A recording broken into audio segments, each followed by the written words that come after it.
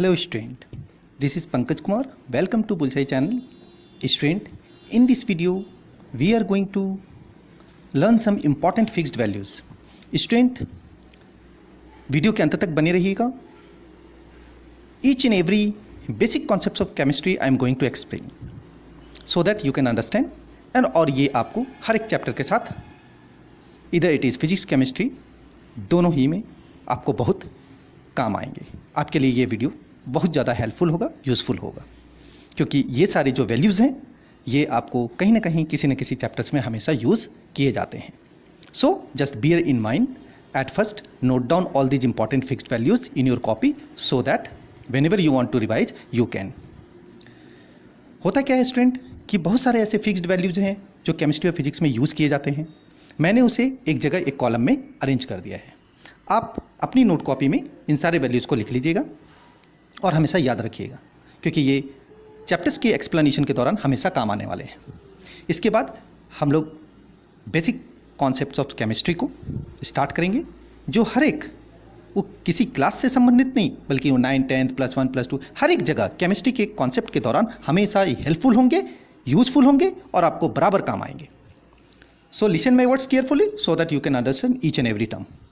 जैसे मैंने इस इंपॉर्टेंट फिक्स्ड वैल्यूज़ लिया है, जैसे वेलोसिटी ऑफ लाइट आप जानते हो, शुरू से पढ़ रहे हो कि v या c से इंडिकेट करते हैं, जिसका वैल्यू 3 × 10⁸ मीटर/सेकंड होता है. प्लैंक्स कांस्टेंट जो आप पढ़ोगे इंटर में 6.626 10⁻34 होता है. 1 मोल में आप जानते हो 6.022 10⁻23 एटम्स होते हैं. 1 electronic volt equal to 1.6 10⁻19 coulomb होता है. Mass of an electron 9.11 10⁻31 kg होता है. मास ऑफ प्रोटॉन 1.67 10⁻27 kg होता है. मास ऑफ न्यूट्रॉन, इस तरीके से बहुत सारा. मिली को आप 10⁻³ बोलते हो, माइक्रो को 10⁻6 बोलते हो, नैनो को 10⁻9 बोलते हो, पिको को 10⁻12 होता है. किलो, ये सब छोटे यूनिट हैं. बड़े यूनिट में किलो को 10⁻3, मेगा को 10⁻6, गीगा को 10⁻9, टेरा को 10⁻12. इस तरह से बहुत सारे हैं. 1 एंगस्ट्रॉम इक्वल टू 10⁻10 मीटर या 10⁻8 सेंटीमीटर. फैराडेज कांस्टेंट का वैल्यू 96,500. ये धीरे धीरे जैसे जैसे चैप्टर्स आएंगे I will explain and you must bear in mind all these values so that numerical solve करते समय ये यूज़ करना पड़ सकता है. log 2 का वैल्यू 0.3010, log 3 का वैल्यू 0.4771, log 5 का वैल्यू 0.699, √2 का वैल्यू 1.414, √3 का वैल्यू 1.732, √5 का वैल्यू 2.236, पाई का वैल्यू 22/7 या 3.14, 1 HP इक्वल टू 746 वाट है ना. All these are important values. ये आपको फिजिक्स केमिस्ट्री हर एक में काम आएंगे. सो स्टूडेंट, ये जो वैल्यूज़ हैं मैं पहला दिन फर्स्ट डे आपको बता देना चाहता हूँ, क्योंकि ये चैप्टर्स के दौरान हमेशा काम आने वाले हैं. नाउ नेक्स्ट पॉइंट है स्टूडेंट केमिस्ट्री. अब इस केमिस्ट्री में मैं बहुत छोटी छोटी चीज़ों को एक्सप्लेन करूंगा, क्योंकि ये सारी चीज़ें आप 9th 10th स्टैंडर्ड में भी थोड़े पढ़े हो और +1 में भी आपको एक बार दोहरा लेना जरूरी है, रिवीजन करवा लेना जरूरी है. सो कॉन्सेंट्रेट और पेशेंस के साथ सुनिए. बहुत सारी चीज़ें आपके माइंड में भी होंगी और रिवाइज हो जाएंगी. जैसे आप एलिमेंट्स के बारे में पढ़े हो, कंपाउंड है, मिक्सचर है, इन सभी चीज़ों के बारे में पढ़े हो, तो न्यूमेरिकल कॉन्सेप्ट में आपको सबसे पहले कंपाउंड को बनाते समय क्रिस क्रॉस रूल को फॉलो किया जाता है, जो आप पढ़ चुके हो, फिर भी मैं एक बार बता देता हूँ कुछ एग्जांपल्स के साथ. क्रिस क्रॉस रूल जो है, जैसे एग्जांपल 1 सोडियम क्लोराइड है मान लीजिए, तो सोडियम का Na होता है, क्लोराइड का क्लोरीन Cl होता है. सोडियम के पास प्लस यानी पॉजिटिव आयंस है, क्लोरीन के पास नेगेटिव आयंस है, दोनों आपस में कैंसिल हो जाते हैं. दैट्स वाई 1 कैंसिल होने पर NaCl फार्मूला बनता है. अगर आप कैल्शियम क्लोराइड की बात करें तो कैल्शियम के पास +2 आयंस हैं, क्योंकि कैल्शियम का नंबर 20 होता है, 2882. 72 कक्षा में 2 इलेक्ट्रॉन बचते हैं. क्लोरीन का 17 होता है, 72 कक्षा में -1 रहते हैं. That's why +2 -1. इसका 2 इस साइड आएगा और क्लोरीन का 1 इस साइड जाएगा. It becomes CaCl2.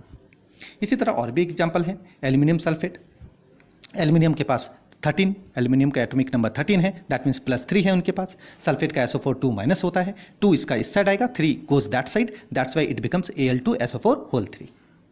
ये कुछ क्रिस क्रॉस रूल्स हैं स्टूडेंट, ये आप पहले भी पढ़ चुके हो. मैं आज आपको बेसिक कॉन्सेप्ट ऑफ केमिस्ट्री में केवल रिवाइज करवा रहा हूँ, so that during the class you don't have any doubts.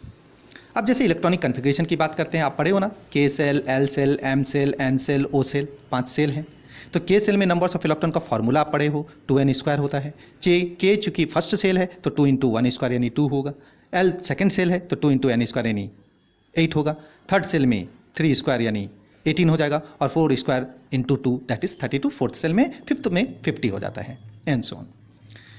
अगर हम इसको कन्फिगर करने की बात करें तो ये आप मैट्रिक में पढ़ चुके हो कि ऑक्सीजन का नंबर 8 होता है, तो KLM करोगे तो 2 6, यानी इसके 2 ऑर्बिट बनेंगे, 2 इलेक्ट्रॉन यहाँ दिखाएंगे, सेकंड ऑर्बिट में 6 दिखाएंगे। सिमिलरली Na का 11 होता है तो 281 सेल के अनुसार ये पोजीशन दिखा सकते हो। 17 का भी होता है तो 287 ये वैलेंस है, चूँकि 72 कक्षा में इलेक्ट्रॉन्स को वैलेंस इलेक्ट्रॉन बोलते हैं। तो इस तरह से सेल के 3 ऑर्बिट हो गए। जब सबसेल की बात करते हैं स्टूडेंट, सबसेल तो वो SPDF इस तरह से चलता है। S में मैक्सिमम 2, P में मैक्सिमम 6 और D में मैक्सिमम 10 और F में मैक्सिमम 14 इलेक्ट्रॉन्स को सेट कर सकते हैं। इसका कुछ ब्लॉक ऐसा भी होता है, 1s पहला ब्लॉक में होता है, सेकंड ब्लॉक में 2s और 2p होता है, थर्ड ब्लॉक में 3s 3p और 3d होता है, and 4s 4p so on चलता है। तो यदि आप 11 का बनाओगे तो आप क्या करोगे, जैसे Na का होता है 11 तो आप कैसे लिखोगे, S ब्लॉक में पहला क्या है 2 तो 1s2, सेकेंड ब्लॉक में S ब्लॉक का काम खत्म हो गया, सेकेंड में आएंगे तो 2s, S में तो अधिक से अधिक 2 ही इलेक्ट्रॉन होता है स्टूडेंट, तो 2s2। अभी भी मेरे पास 2 और 2 4 हुआ, बच गया मेरे पास 7, तो 2 ही सेकंड ब्लॉक में देखिए P के पास जाएंगे, सेकंड ब्लॉक में P के पास जाएंगे तो 2p 6, क्योंकि P में अधिक से अधिक 6 ले सकते हैं, तो 2 2 4 6 10। अब थर्ड ब्लॉक में आएंगे तो थर्ड ब्लॉक में S में अधिक से अधिक 2, मेरे पास तो एक ही बचा है एक्चुअली 1, तो 1s2 2s2 2p6 3s1 इस तरीके से कन्फिगर कर सकते हैं। इलेक्ट्रॉनिक विन्यास हिंदी में बोलते हैं, इलेक्ट्रॉनिक कन्फिगरेशन इंग्लिश में बोलते हैं। क्लोरीन का 17 है तो 17 को भी आप कीजिए, देखिए 1s, S में 2 से ज़्यादा नहीं रख सकते। सेकेंड ब्लॉक में आओगे तो S और P में लोगे 2s² 2p6 ले लोगे। उसके बाद आपके पास 2 2 4 और 6 10 हो गया। 10 के बाद आपके पास आ गया 3s 3p 3d, तो 3s यानी थर्ड ब्लॉक में आपके पास 2 होंगे, तो टोटल हो गया आपके पास 2 2 4 6 10 एंड 2 12। अभी भी आपका थर्ड ब्लॉक चल रहा है तो P में आपके पास जो रेस्ट इलेक्ट्रॉन्स हैं आप सेट कर दीजिए, 5 हो गया। यानी देखिए फर्स्ट में 2, सेकंड वाले में S और P में 2 और 6, थर्ड वाले में S में 2, रेस्ट जो बचा वो 3p में चला गया। इस तरह से इसका configuration 1s2 2s2 2p6 3s2 3p 5 हो गया। अगर आप कैल्शियम की बात करो, कैल्शियम का नंबर 20 होता है, तो इसको भी आप इस तरह से अरेंज कर सकते हो, 1s में 2, 2s में 2 और 2p में 6 पूरा लेंगे तो 2 2 4 6 10 हो जाएगा। थर्ड वाले में S2 पूरा लेंगे, 3p 6 पूरा ले लेंगे तो 10 2 12 6 18 हो जाएगा, और लास्ट वाले में 4s में चला जाता है, D पे नहीं जाता है, 4s का 2 होता है। तो इस तरीके से ये इसका या तो आप इस तरीके से अरेंज कर सकते हो, या फिर ये एक्चुअली मेंडलीव के पीरियोडिक टेबल में 20 के बाद वो जो कॉलम होता है उसके अनुसार अरेंजमेंट करोगे तो आर्गन पहले होगा और सिर्फ जो लास्ट वाला बचा 4s2 उसको लिख दिया जाता है, क्योंकि आर्गन तक का कन्फिगरेशन कंप्लीट हो जाता है। दैट्स वाई नोबल गैस के टर्म को लिख लेने के बाद 4s2 भी दिखा सकते हो। So these are the term. इस तरह से इलेक्ट्रॉनिक कन्फिगर करते हैं। उसके बाद स्टूडेंट आप ये भी पढ़े हो आइसोटॉप एंड आइसोबार। आइसोटॉप में क्या होता है स्टूडेंट, आप हिंदी में पढ़े हो समस्थानिक और संभारिक। आइसोटॉप्स में नंबर्स ऑफ एटम सेम होते हैं, एटम के मास अलग अलग होते हैं, और संभारिक यानी आइसोबार में भार एटॉमिक मास सेम होते हैं बट एटॉमिक नंबर डिफरेंट होते हैं। तो उसके कुछ एग्जांपल्स हैं, जैसे 35Cl 17 37Cl। ऊपर में देखिए नीचे वाला जो है वो एटॉमिक नंबर होता है स्टूडेंट, ऊपर वाला एटॉमिक मास नंबर है। तो नीचे सेम है, ऊपर अलग है, that means atomic number same है, एटॉमिक मास अलग है, दैट्स वाई ये आइसोटॉप का एग्जांपल है। अगर ऊपर सेम होता नीचे अलग होता तो आइसोबार का एग्जांपल होता। अब इसी में आपको मान लीजिए क्वेश्चन पूछता है एटॉमिक मास निकालिए, नंबर ऑफ प्रोटॉन्स निकालिए, नंबर ऑफ न्यूट्रॉन्स निकालिए, तो याद रखिएगा number of atom he number of protons है। तो नंबर ऑफ प्रोटॉन्स को नंबर ऑफ एटम की इक्वल वैल्यू 17 लेंगे। नंबर ऑफ न्यूट्रॉन्स आपको निकालना है, मान लीजिए एटॉमिक मास नंबर तो आपके पास 35 है, तो 35 आप लिखिए मास नंबर, 35 से 17 को माइनस कीजिएगा तो नंबर ऑफ न्यूट्रॉन्स निकल जाएगा। इससे ऐसे कुछ ऑब्जेक्टिव क्वेश्चंस भी पूछे जाते हैं, दैट्स वाई मैं आपको रिवीजन के तौर पे ये सब एक्सप्लेन कर रहा हूँ। नेक्स्ट आइए कुछ इंपॉर्टेंट टर्म्स स्टूडेंट, इन सभी चीज़ों पे गौर कीजिएगा, बहुत ज़रूरी है और ये हमेशा यूज़ होंगे। जैसे यहाँ पे एक वर्ड मैंने यूज़ किया है एक्वस सॉल्यूशन। एक्वस का मतलब होता है स्टूडेंट मिक्सड विथ वाटर, जो वाटर के साथ मिला होता है, और इसको AQ साइन से इंडिकेट करते हैं। जिस किसी में केमिकल इक्वेशन में देखिएगा कहीं कहीं AQ लिखा रहता है, कहीं G लिखा रहता है, ठीक है, कहीं S लिखा रहता है सब्सटेंस में। तो जहाँ S है वो सॉलिड सब्सटेंस हो गया, जहाँ G है वहाँ गैस हो गया, और जहाँ AQ है वहाँ एक्वस हो गया। एक्वस का मतलब ही होता है मिक्सड विथ वाटर। एक वर्ड आता है स्टूडेंट हमेशा यूज होगा, डाइल्यूट और कॉन्सेंट्रेट। दोनों रिलेटिव टर्म है, दोनों में डिफरेंस कुछ नहीं है, बट फिर भी केमिकली वो अलग है। डाइल्यूट का मीन्स होता है less quantity of hydrogen ions, और कॉन्सेंट्रेटेड का मतलब होता है means more quantity of hydrogen ion. इसको एक एग्जांपल से समझिए स्टूडेंट। डाइल्यूट जो है, जैसे देखिए मैंने लिया 1 litre of H2O, 1 litre of H2O, दोनों बीकर में मैंने ले लिया। लेकिन यहाँ पर डाइल्यूट का मतलब है, देखिए 10 ग्राम HCl लिया मैंने, ठीक है, ये डाइल्यूट सॉल्यूशन है। लेकिन अगर 100 gram of HCl of 1 litre of H2O में लेंगे तो दैट इज कॉन्क सॉल्यूशन। यानी यहाँ पर देखिए HCl की मात्रा ज़्यादा है ना, 100 ग्राम है 1 लीटर में, दैट्स वाई ये कॉन्सेंट्रेटेड हो गया, और यहाँ पर HCl की मात्रा 10 ही ग्राम है, यानी कम है, लेस है, इसलिए वो डाइल्यूट हो गया। तो less quantity of hydrogen ion means dilute और more quantity of hydrogen ion means concentrate. ये सब चीज़ याद रखिएगा, क्लास के दौरान भी मैं पूछ सकता हूँ, और ये जान लेना चाहिए, क्लास के दौरान टीचर्स आपको पूछेंगे तो आप उनको डिफाइन कर सकते हो। कुछ वर्ड्स और भी हैं, जैसे एनायंस है, मोर नेगेटिव आयंस, कैरायंस है जो मोर पॉजिटिव आयंस, इन सभी चीज़ों को जानकर रखना है। एल्कली वर्ड यूज़ होगा तो समझ जाइएगा ग्रुप 1 के मेटल हैं, हाईली रिएक्टिव हैं और फ्री नहीं रहते हैं, नेचर में फ्री नहीं होते हैं, मुक्त अवस्था में नहीं पाए जाते हैं। कुछ और इंपॉर्टेंट वर्ड्स हैं स्टूडेंट, उसको देखिए। बॉन्ड के बारे में आता है, इलेक्ट्रोवैलेंट बॉन्ड, कोवैलेंट बॉन्ड, ऐसे कोऑर्डिनेट बॉन्ड भी होता है, बट वो तो मैं चैप्टर जब एक्सप्लेन करूँगा, चैप्टर के दौरान टीचर्स आपको बताया करेंगे। बट ये कुछ इंपॉर्टेंट टर्म्स हैं, दैट्स वाई मैं इसे रिवीजन के तौर पे बता दे रहा हूँ। इलेक्ट्रोवैलेंट बॉन्ड जो है वो सिंगल एटम शेयरिंग होता है, आपस में दोनों में शेयर नहीं होता, कि कोई एक एटम ही एक्सेप्ट करता है या डोनेट करता है। जैसे देखिए इसका एग्जांपल, इसको आयोनिक बॉन्ड के नाम से भी जाना जाता है। जैसे मान लीजिए सोडियम है, क्लोरीन है, सोडियम के पास +1 है, क्योंकि अभी अभी मैंने बताया कि सोडियम का एटॉमिक नंबर 11 है, क्लोरीन का 17 है। क्लोरीन को पूरा ऑक्टेट करने के लिए 1 इलेक्ट्रॉन कम पड़ रहा है, बट सोडियम अपना ऑक्टेट पूरा करके सेटिस्फाइड है, उसके पास 1 इलेक्ट्रॉन ज़्यादा है, तो 281 यानी इसके पास +1 है। ये +1 क्या करेगा, Cl को दे देगा। तो केवल Na ने Cl को दिया, Cl ने नहीं, दैट्स वाई ये शेयरिंग नहीं किया, केवल Na ने दिया, दैट्स वाई ये एग्जाम्पल क्या हुआ, इलेक्ट्रोवैलेंट का हुआ। सिमिलरली देखिए MgCl2 का एग्जाम्पल है, मैग्नीशियम के पास, मैग्नीशियम का एटॉमिक नंबर स्टूडेंट 12 होता है, यानी 282, 2 इलेक्ट्रॉन उसके पास एक्स्ट्रा हैं, तो वो Cl को देखिए 2 Cl ले लिया मैंने, एक Cl Mg का एक Cl यहाँ दिया और Mg का एक यहाँ दिया, दोनों के साथ शेयर कर लिया, Mg ने ही दिया और Cl ने एक्सेप्ट किया, दैट्स वाई ये आयोनिक बॉन्ड यानी इलेक्ट्रोवैलेंट बॉन्ड का एग्जाम्पल हुआ, जिसमें एटम शेयरिंग यानी सिंगल एटम शेयरिंग ही होता है। बट अगर कोवैलेंट बॉन्ड की बात करें तो उसमें म्यूचुअल शेयरिंग होता है, आपस में लेन देन होता है। जैसे देखिए CH4, ये सिंगल भी हो सकता है, डबल भी हो सकता है, ट्रिपल भी हो सकता है। मैं एक एक एग्जांपल बता रहा हूँ। CH4 में जी देखिए कार्बन का 4 है, हाइड्रोजन के पास एक एक रहता है हमेशा, तो हाइड्रोजन अपना एक दिया, ये भी हाइड्रोजन एक दिया, ये भी दिया और ये भी दिया। ऐसा करने से कार्बन के 8 पूरे हो गए और हाइड्रोजन को अपने 2 से सेटिस्फैक्शन है वो पूरा कर लेता है। सिमिलरली CO2 को देखिए, O का तुम जहाँ आप लोग जानते हो 6, ऑटोमोस्ट 6 होते हैं, 2 कम होते हैं, कार्बन के 4, तो अब कार्बन भी अपना 4 और ऑक्सीजन के पास देखिए यहाँ 2, तो 2 2 4 और ये देखिए ऑक्सीजन का 2 इलेक्ट्रॉन्स यहाँ है, कार्बन के साथ 2 जैसे ही मैच करेगा तो ऑक्सीजन अपना बना लेगा। सिमिलरली इधर भी ऑक्सीजन के 4 और ये 2 6 हैं, कार्बन के 2 के साथ मैच करेंगे तो ये भी अपना बना लेंगे। इस तरह से CO2 कंबाइंड होता है। दिस इज कॉल्ड कोवैलेंट, क्योंकि दोनों आपस में एक दूसरे को लेना देना कर रहे हैं। इसी तरह वन मोर एग्जांपल C2H2 का है, इसमें भी हाइड्रोजन के साथ कार्बन अपना लेना देना कर रहा है, कार्बन के 2 एटम्स, हाइड्रोजन के 2, सब आपस में शेयरिंग कर रहे हैं। दैट्स वाई म्यूचुअल शेयरिंग वाले जो बॉन्ड होते हैं वो कोवैलेंट बॉन्ड होते हैं। इसके अलावा कोऑर्डिनेट बॉन्ड भी होते हैं, H2O के केस में होता है, जिसमें दोनों का कॉम्बिनेशन जो होता है वो इलेक्ट्रोवैलेंट भी हो सकता है, कोवैलेंट भी हो सकता है, that is called coordinate bond. ये कुछ इंपॉर्टेंट टर्म्स हैं स्टूडेंट, ये हमेशा माइंड में रखिएगा और इस वीडियो को बार बार वॉच कीजिएगा सो दैट ये छोटे छोटे टर्म आपको याद रहें।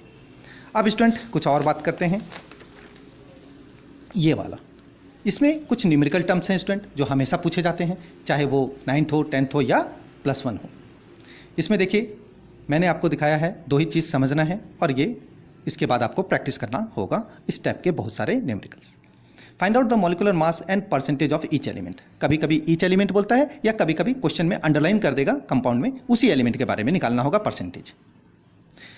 तो बहुत आसान है, सबसे पहले आपको तो ये याद है ना कि जैसे जितने भी एटॉमिक मास हैं और जितने भी एटॉमिक नंबर है एटलीस्ट 1 to 20 तो आपको याद रहेगा, क्योंकि आप 9th-10th में पढ़े हो।